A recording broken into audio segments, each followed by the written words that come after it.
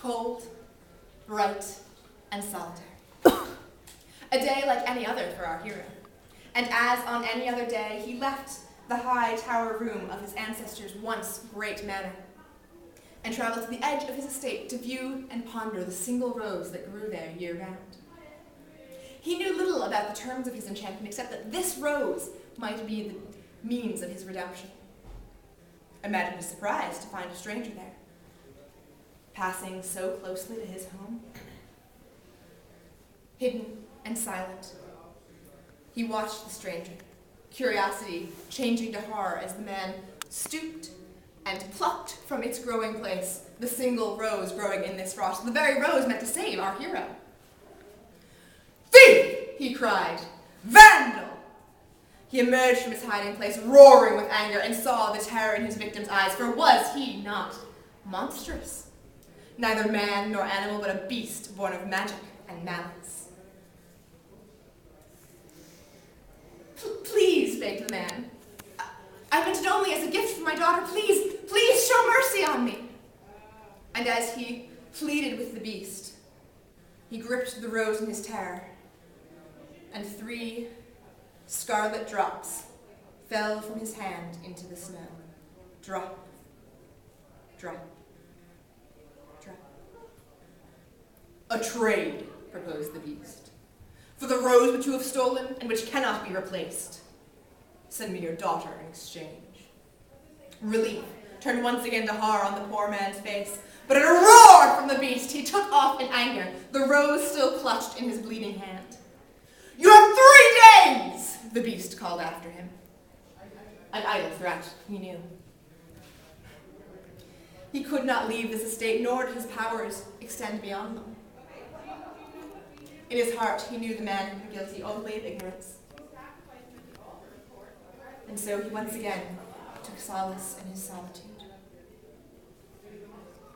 Imagine his surprise when 3 days hence he spied a young woman boldly approaching his home. No child this, but a woman in the sweetest, most tender part of blossoming. As she mounted the mossy stone steps of his home, he could see the way she quivered. And as she paused before the portal, the doors swung inward at his whim. He took up a silver hand mirror and watched her progress through cobweb-hung halls, up dust-carpeted stairs, until at last, drawn by some inexorable power, she arrived outside his attic room. The beast hid himself as best he could in a shadowy corner and waited for the girl to enter. When she stepped in, it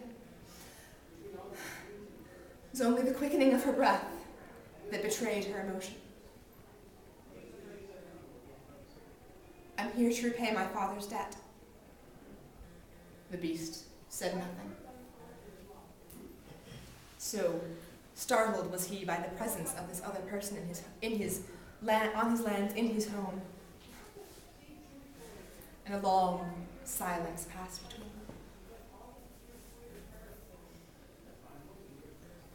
After a while, the girl began to disrobe, and the beast, so long away from human company, so long away from the worlds of proper and improper, watched in wonder at what this strange beauty might do next. She dropped first her heavy winter coat to the ground, followed by her bodice, her skirts, her chemise, and her stockings, until at last she stood before the beast, each inch of her creamy flesh displayed before him.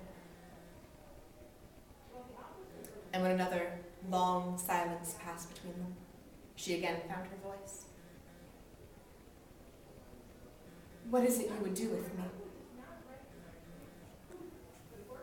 And the beast, though he longed deeply for human company, spoke. "Your father is a cruel man to send you here, to the fate he must have imagined. I will not send you back to such a man, but neither will I hold you here. You can take what you may find of value in this house, and make your way in the world as you can."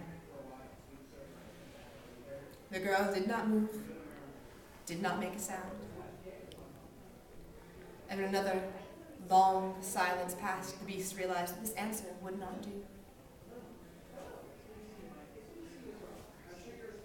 It has been so long since I had a companion. Will you have me? And the girl, shocked, did not answer. At last, the beast dismissed her, but commanded that each night she should appear before him, just as the sun was setting.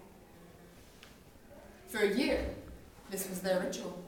She would arrive, disrobe, and wait for what she was no longer quite certain. Sometimes they would talk, and the beast grew less monstrous in her eyes.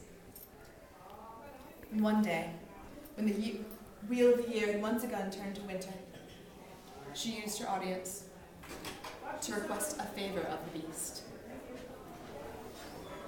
Although the palace that he lived in provided her with everything that she could need, she missed her family.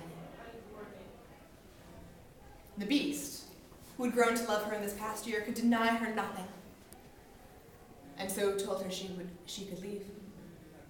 She promised to be back within a week and left the following morning.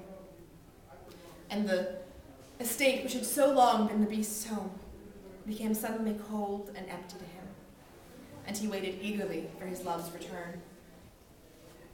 When she did not return on the end of the 7th day, he grew worried. When she did not return at the end of the 8th day, he grew jealous. When she did not return at the end of the 9th day, he grew angry. And at last, at the end of the 10th day, when she finally returned, he did not wait for her to meet him in his attic room, did not wait for her to meekly disrobe, but met her at the gates and tore her garments from her, growling, "You will have me."